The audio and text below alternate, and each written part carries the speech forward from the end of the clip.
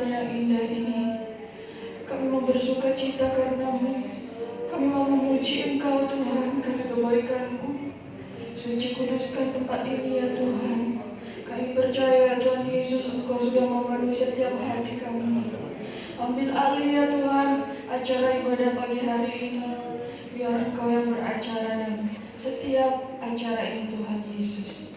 Terima kasih Bapa, kami mau mulai ibadah pagi hari ini dalam satu nama Tuhan Yesus Kristus. Haleluya. Amin. Silakan duduk. Ya, segala kemuliaan hanya bagi Tuhan.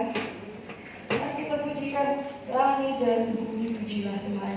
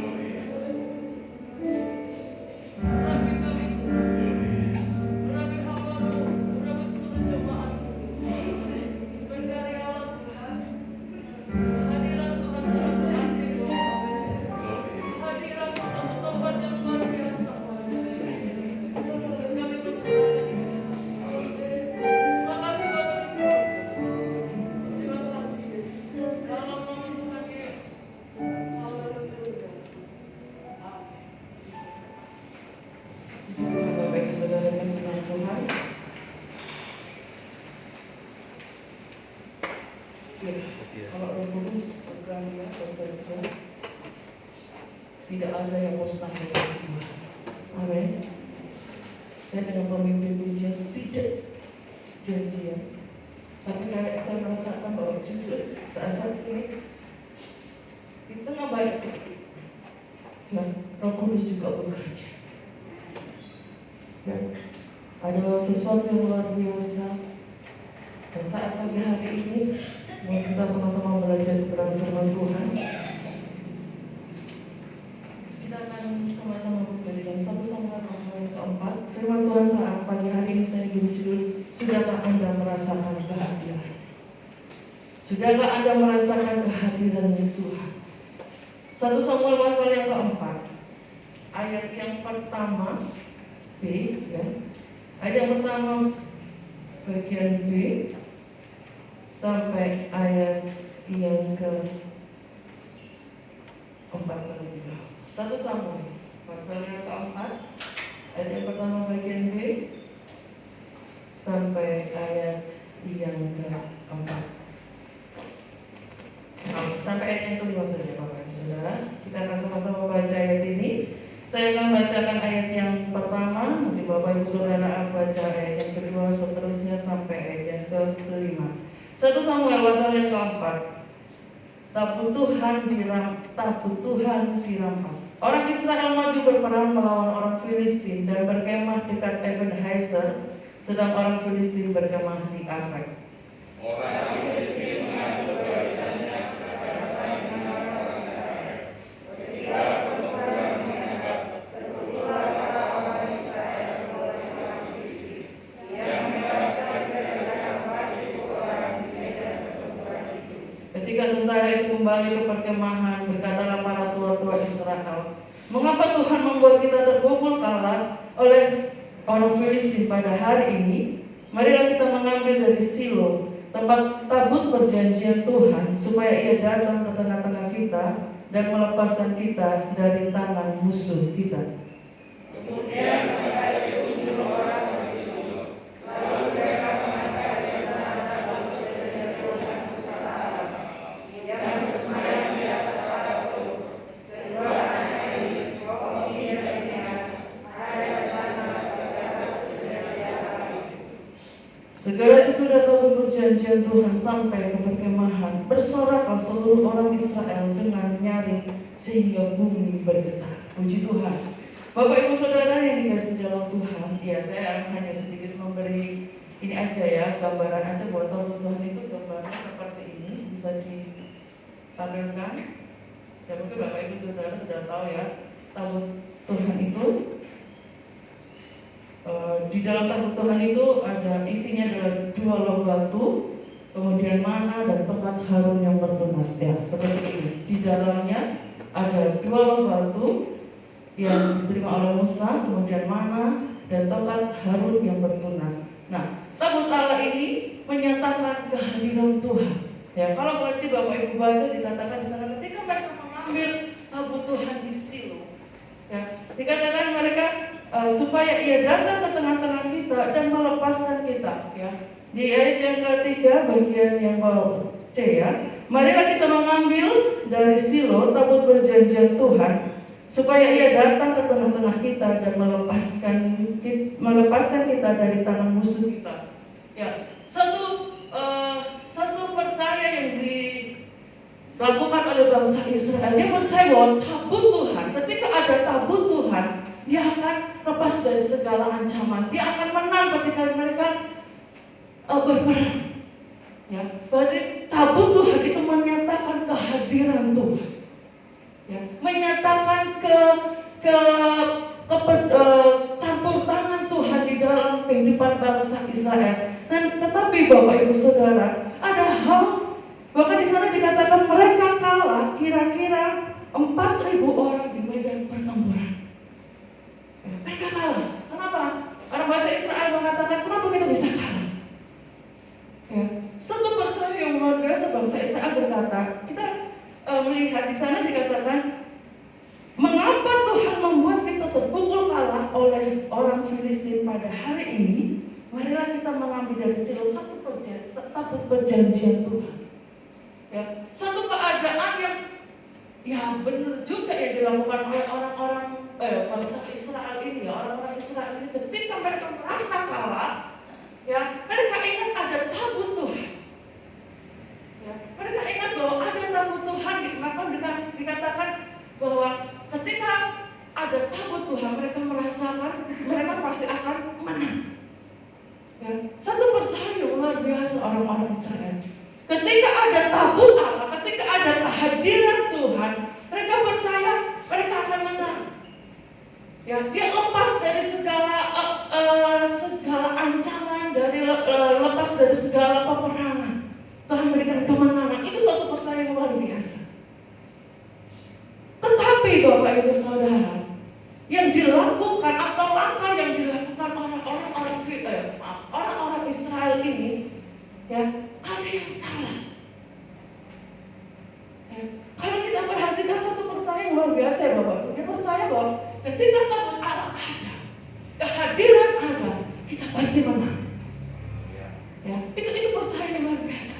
Tapi kita mau melihat di ayat yang keempat di sana dikatakan kemudian bangsa itu menyuruh orang ke Silo, lalu mereka mengangkat dari sana tabut perjanjian Tuhan. Ya, kalau di sana di ayat yang ketiga tadi dikatakan marilah kita mengambil. Ya, marilah kita mengambil satu tindakan. Mari kita ambil.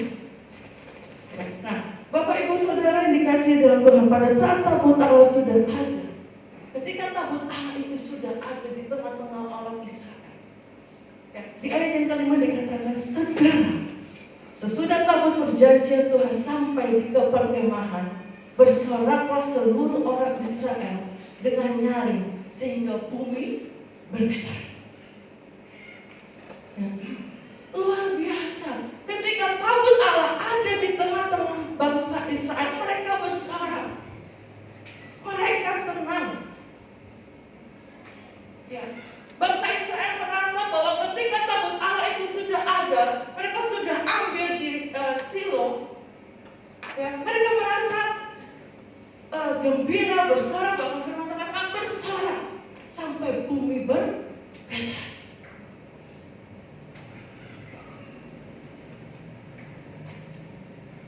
Dan orang, ayat yang ke-6, dan orang Filistin yang mendengar bunyi sorak itu berkata, apakah bunyi sorak yang nyaring di perkemahan orang Ibrani itu? Ketika diketahui mereka bahwa tabut Tuhan telah sampai ke perkemahan itu, ketakutanlah orang Filistin. Sebab kata mereka, Allah mereka telah datang di perkemahan itu. Dan mereka berkata, celakalah kita, sebab seperti itu belum pernah terjadi dahulu. Ya, orang Filistin tahu ketika ada tabut Allah, ya, maka mereka mengetahui bahwa Allah yang mereka sembah sanggup untuk menolong orang Israel. Orang Filistin sudah bergetar, orang Filistin sudah Bapak Ibu, sudah katakan ketakutan. Nah, kita tahu bahwa kalau kita mengalami ketakutan itu bagaimana? Ya, orang Filistin mengalami ketakutan ketika dia tahu tabut Allah ada di tengah-tengah orang Israel.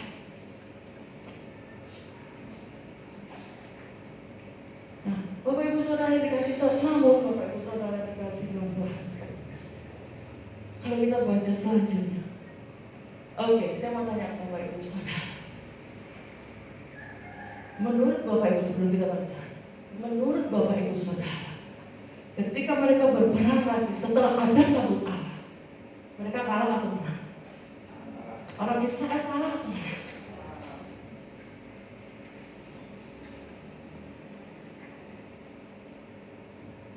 Mereka tadi percaya bahwa ketika ada tabut Allah, mereka percaya bahwa mereka akan menang.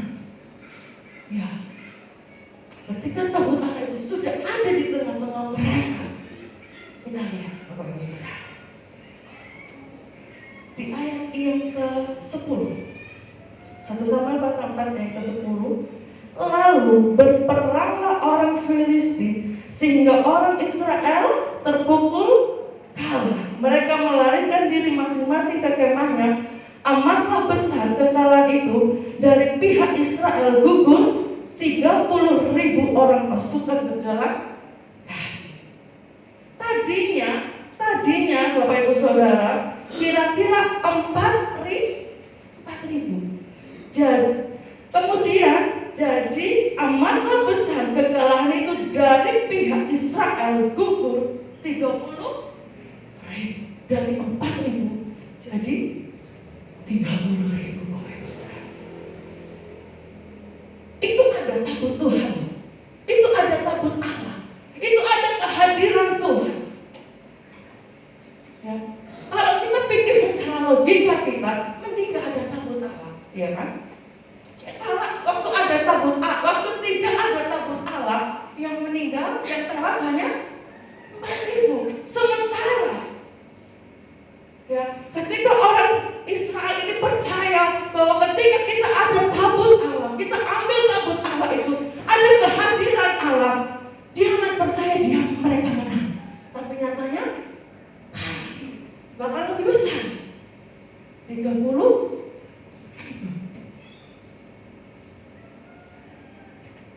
Ya, apa menjadi penyebab Bapak Ibu Saudara? Apa kesalahan bangsa Israel? Kalau kita pikir secara logika, aduh, gak ada salahnya bangsa Israel. Dia benar loh.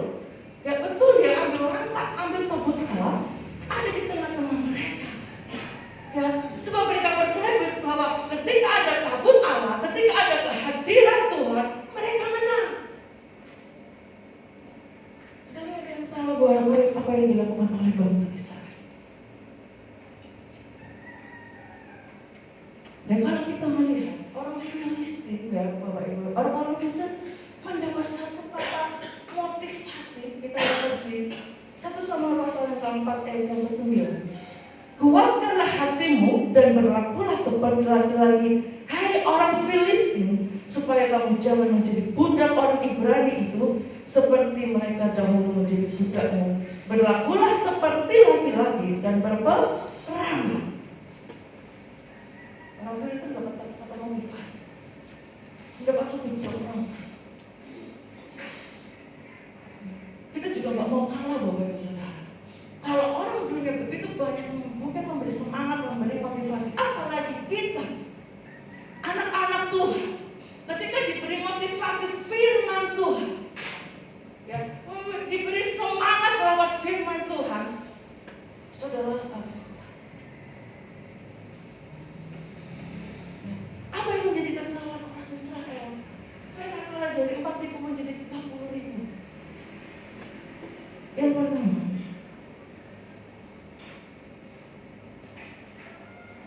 ya, kalau kita lihat yang pertama adalah orang Israel tidak menghormati tabut Tuhan. Dia hanya, ya kalau kita lihat dia hanya ambil sedikit, dia ambil tabut Tuhan itu tanpa ada satu penghormatan. Sekalipun tidak menyakralkan tabutnya ya Bapak Ibu Saudara, maksudnya benar-benar. Tapi firman Tuhan katakan bahwa tabut Allah itu adalah kehadiran Tuhan. Orang Israel tidak menghormati kehadiran Tuhan. Orang Israel tidak menghargai kehadiran Tuhan. Ya Allah, kesayangannya sendiri. Dan kalau kita melihat Bapak Ibu Saudara, kita lihat di 1 Samuel pasal yang pertama. 1 Samuel pasal yang pertama ayat yang kedua. 1 Samuel pasal yang pertama ayat yang kedua. Orang ini mempunyai 1 Samuel pasal pertama ayat yang ketiga. Orang itu dari tahun ke tahun pergi meninggalkan kotanya untuk sujud menyembah dan mempersembahkan korban kepada Tuhan semesta alam di Silo. Di sana yang menjadi imam Tuhan ialah kedua anak Eli, Hofni dan Pinehas. Bagaimana keluarga Elkana ini memperlakukan tabut Tuhan? Bagaimana apa yang dilakukan oleh keluarga Elkana ini ketika mereka datang menghadap tabut Tuhan? Apa Bapak Ibu Saudara?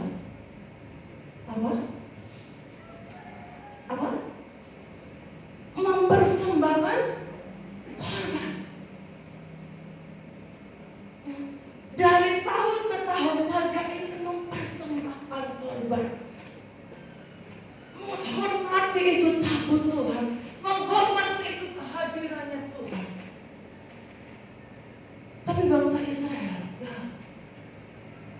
dia ambil, kemudian dia taruh dia ada di tengah-tengah perkemahan mereka. Ya, bahkan di sana dikatakan, kemudian bangsa itu menyuruh orang ke Silo, lalu mereka mengangkat dari sana tabut perjanjian Tuhan semesta alam yang bersemayam di atas para kerub. Kedua anak Eli, Hofni, dan Pinehas ada di sana dekat tabut perjanjian Allah itu. Segera sesudah tabut perjanjian Tuhan sampai di perkemahan, bersoraklah seluruh orang Israel. Ya, dia senang. Secara fisik mereka senang, Bapak Ibu Saudara, karena mereka merasa bahwa mereka akan menang. Tetapi mereka tidak menyadari apa yang mereka lakukan itu salah. Ya. Mereka tidak menghargai kehadiran. Demikian juga dengan kita. Ketika kita ada di hadirat Tuhan, ya, entah saudara, kalau kita melihat tabut perjanjian Allah itu bisa dibawa kemana-mana. Artinya kehadiran Tuhan itu bisa ada di mana-mana. Ya. Kalau kita menghargai kehadiran Tuhan, kalau kita menghargai kehadirannya Tuhan, ya, mari kita bawa kita kalau datang kepada Tuhan. Apakah Bapak Ibu Saudara merasakan kehadiran Tuhan di gereja atau di rumah? Ya. Mari kita bawa hati yang penuh dengan korban. Kita bawa dengan hati pujian penyembahan kita kepada Tuhan. Ya, jangan dengan tangan yang hampa. Ya, jangan saudara oh ada Tuhan Yesus yang menolong saya naik gitu. Ya. Dikatakan di sana ketika ada tabut Allah, keluarga Elkanah mempersembahkan korban. Ya, sujud menyembah. Ya, gak seenaknya sendiri. Jadi kita belajar ketika ada kehadiran Tuhan, hormati kehadiran Tuhan. Ketika kita datang kepada Tuhan, fokus. Ya, ketika kita beribadah kepada Tuhan, kita fokus. Ya, kita belajar Bapak Ibu Saudara, kita ibadah, tak mondar mandir, itu kita belajar. Kita menghargai kehadirannya Tuhan.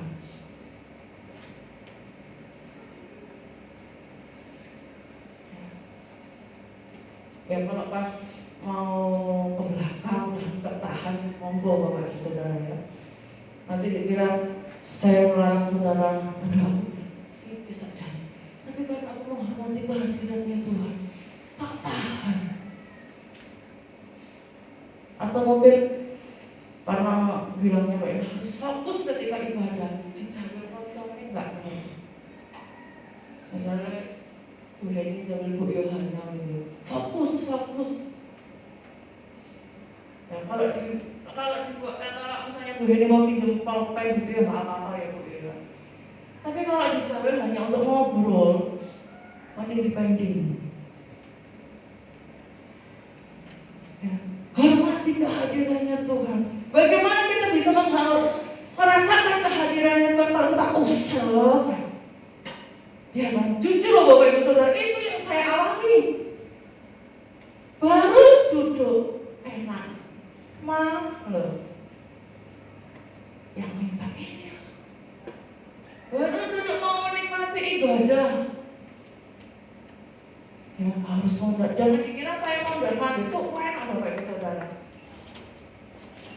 Ya, itu nggak menghargai kehadiran Tuhan.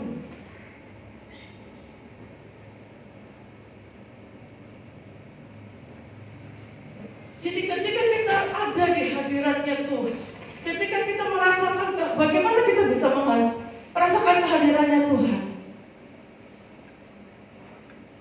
Ya, lubang hati kita aja saya bingung.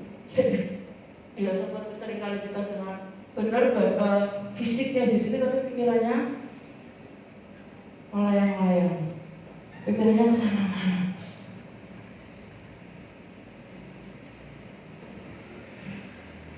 Mari Bapak Ibu Saudara, ketika Bapak Ibu Saudara ada di hadirat Tuhan, hormati kehadirannya Tuhan. Fokus fokus ibadah kepada Tuhan, ya saudara akan menikmati kok. Benar, kalau Bapak Ibu Saudara fokus, Bapak Ibu Saudara sungguh-sungguh datang beribadah kepada Tuhan, saudara akan menikmati itu kehadirannya Tuhan. Ya, tapi kalau main-main hanya sebagai rutinitas aja, aku tak tertulis. Kok diseneni Mbak Lina, wis daftar gak teko. Alasan. Waduh, daripada di WA ditanya kemana, gak datang dan sebagainya, apa sebagainya macam-macam lah. Saudara gak akan bisa menikmati. Apalagi ketika memuji Tuhan hanya sekedar Bapak Ibu Saudara, bagaimana bisa saudara menikmati hadiratnya Tuhan? Itu perantara. Ketika memuji Tuhan dengan sungguh-sungguh. Ya. Ketika kita bersaksi ini pimpin pujiannya gak mas-masak, sudah bobios. Yang di jemaat yang lainnya kayak beban gitu ya. Kalau nyanyi Tuhan Yesus baik, Tuhan Yesus baik, mana ada ekspresi.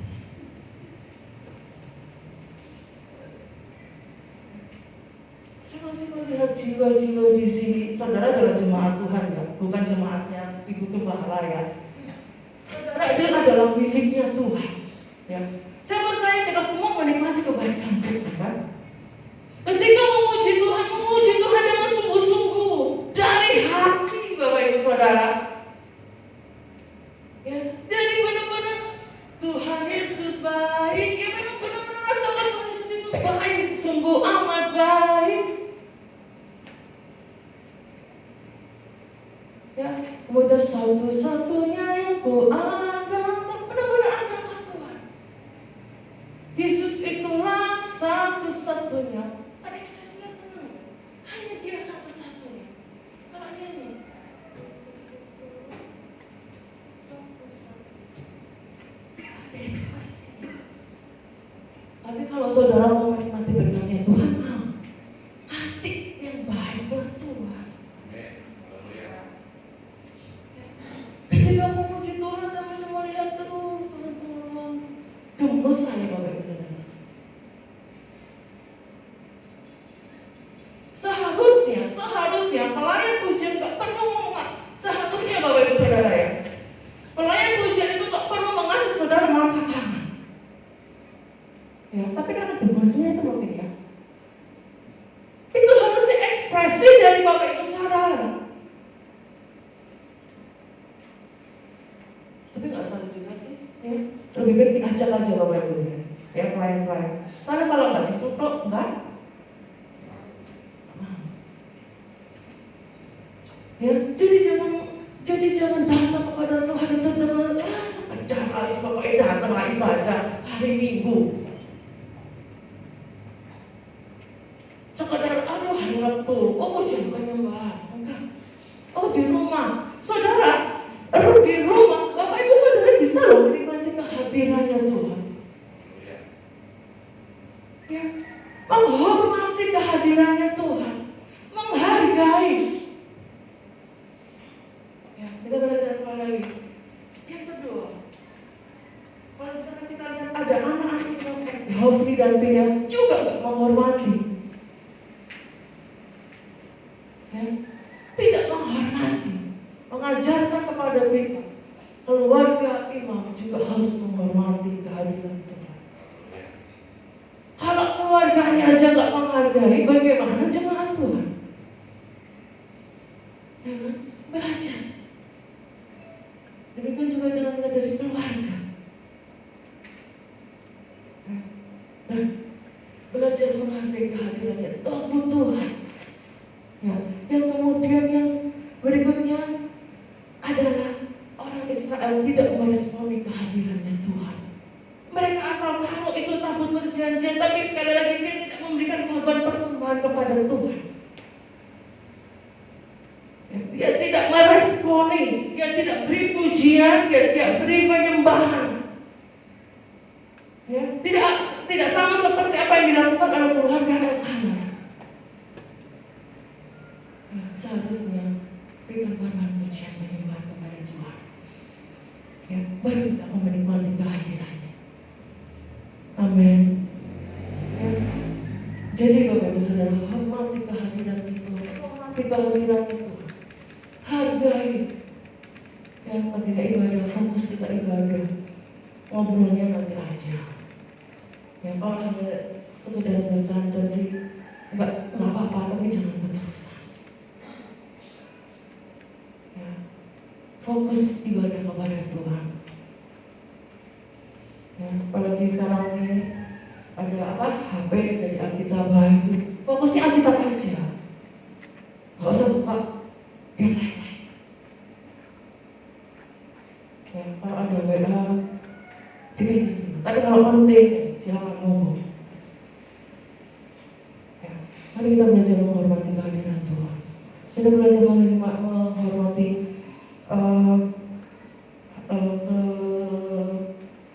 kehadirannya Tuhan. Tuhan mau sudah ada di tengah-tengah kita, masa kita juga biarkan. Ya, yang kedua keluarga. Ya, keluarga imam. Ya, harus juga menjadi keluarga yang benar. Ya, keluarga Hofni dan Phinehas tidak memberi contoh yang baik. Ya, dia tidak menghargai persembahan kepada Tuhan.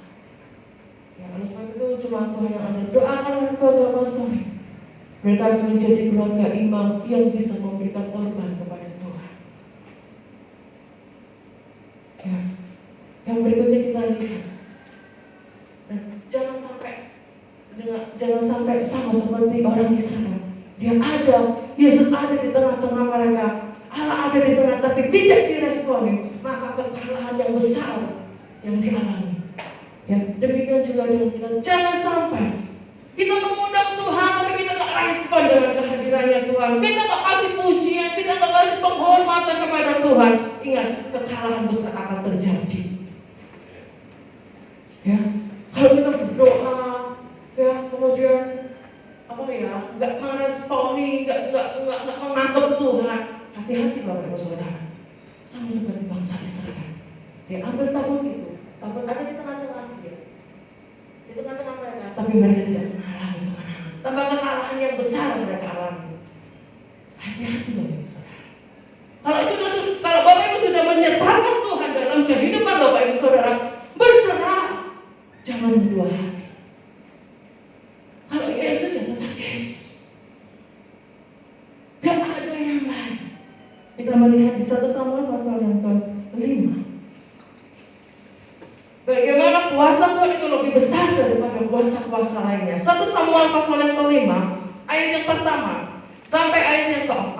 Sesudah orang Filistin merampas tabut Allah, maka mereka membawanya dari Ebenezer ke Asdod. Orang Filistin mengambil tabut Allah itu, dibawanya masuk ke kuil Dagon dan diletakkannya di sisi Dagon. Ketika orang-orang Asdod bangun pagi-pagi pada keesokan harinya, tampaklah Dagon terjatuh dengan mukanya ke tanah di hadapan tabut Tuhan. Lalu mereka mengambil Dagon dan mengembalikan ke tempatnya.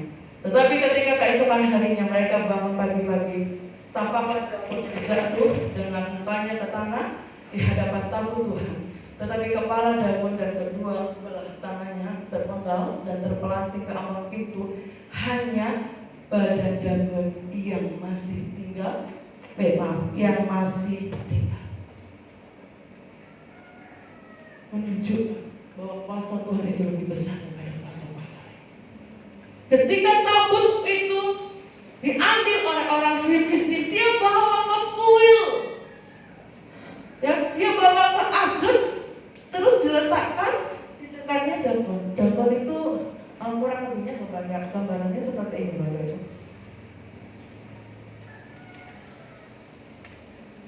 Ya, seperti ini. Ya. Dia taruh tabut Allah sejajar dengan Dagon. Dia taruh sejajar dengan Dagon. Yang kalah yang mana? Dagonnya. Ya kan? Dikatakan ketika orang-orang Asdod bangun pagi-pagi pada keesokan harinya, tampaklah Dagon terjatuh jatuh dengan mukanya ke tanah di hadapan Tuhan. Wah, berarti kehadiran Tuhan itu luar biasa. Ya, ada kuasa. Ya. Kehadiran Tuhan itu di tengah-tengah kita itu ternyata ada kuasa. Tidak sembarang. Oleh sebab itu jangan sejajarkan. Kalau tadi orang-orang Filistin dikatakan dia sejajarnya dengan Dagau dan Karam, kita juga jangan sejajarkan Yesus dengan hobi kita. Jangan sejajarkan Yesus dengan apapun juga. Amin. Dia lebih tinggi, bahkan lebih tinggi. Kita nggak bisa samakan Yesus dengan yang lainnya.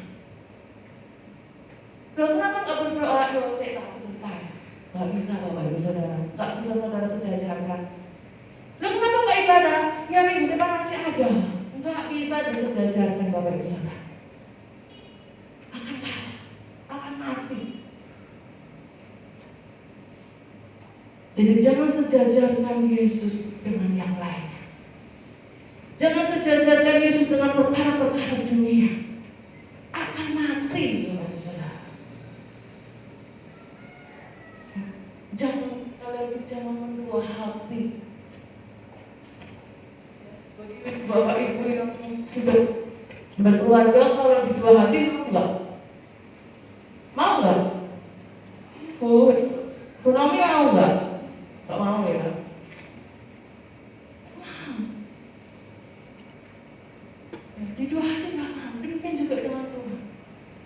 Kalau kita pikir Tuhan ngapain dia cemburu ya? Padahal dia Allah. Iya. Ketika dia memakai kealahannya, ngapain Tuhan cemburu? Nggak ada. Ngapain Tuhan nggak akan merasa cemburu? Tetapi karena ketika menjelma menjadi manusia, dia merasakan apa yang dirasakan oleh manusia, iri hati, cemburu dan sebagainya. Dia rasakan.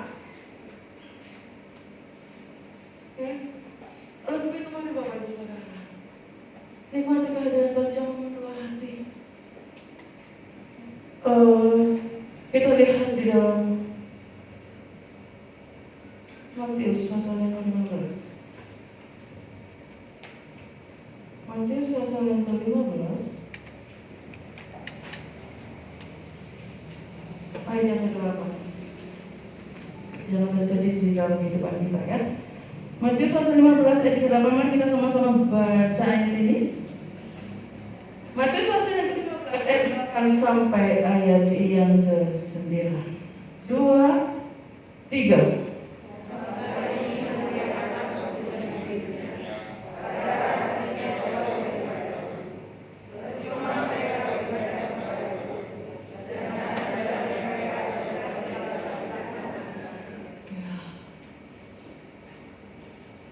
Bangsa ini memuliakan aku dengan bibirnya, padahal hatinya jauh daripadaku. Percuma mereka beribadah kepadaku, sedangkan ajaran yang mereka ajarkan ialah perintah manusia.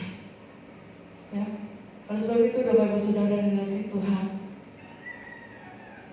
datanglah kepada Tuhan, beribadahlah kepada Tuhan dengan hati yang benar-benar fokus kepada Tuhan. Ya, kalau saudara sudah percaya, kalau saudara sudah mencampur, kalau Bapak Ibu Saudara sudah andalkan Tuhan, ya sudah terus andalkan Tuhan. Jangan sampai saudara ambil yang lain-lain lagi. Ya, kekalahan yang besar. Kalau Bapak Ibu Saudara sudah ikut sertakan Tuhan Yesus, yang artinya saudara memang benar-benar percaya, mengandalkan Dia, percayalah sepenuhnya. Ya, jangan sampai kekalahan besar itu terjadi dalam kehidupan kita.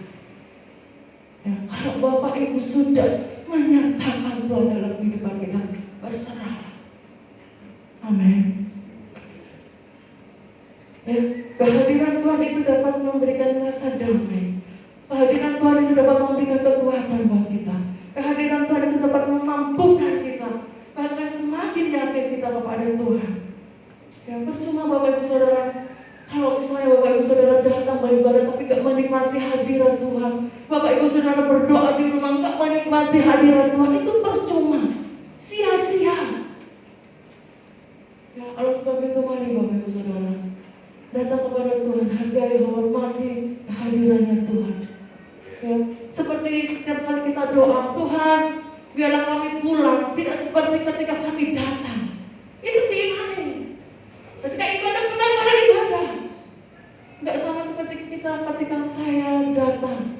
pulang bawa berkat. Amin. Pulang bawa damai sejahtera. Amin. Pulang bawa kekuatan baru. Amin. Tapi kok nggak terasa ya Mbak Lina? Karena saudara nggak sungguh-sungguh.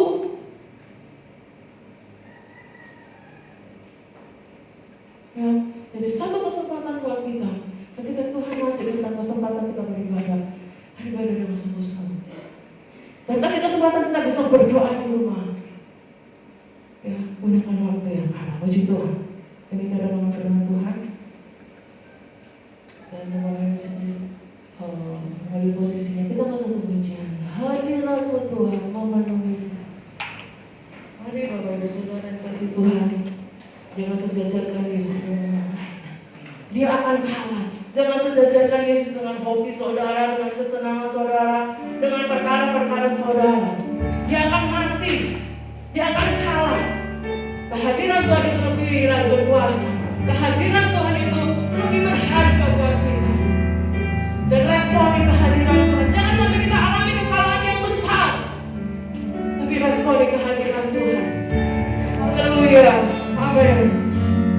Amin. Haleluya. Amin. Yes. Haleluya. Hadiratmu memenuhi hadiratmu memenuhiku.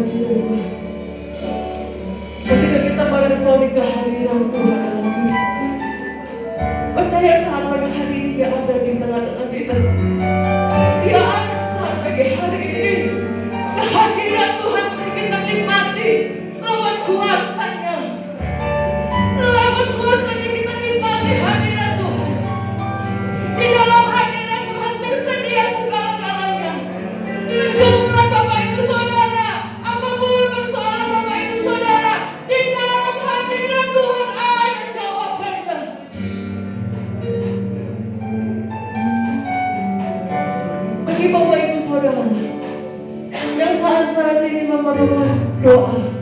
Hari ini saya mengundang buat Bapak Ibu Saudara yang mengalami beban, ada pergumulan, ada persoalan yang berat sekalipun.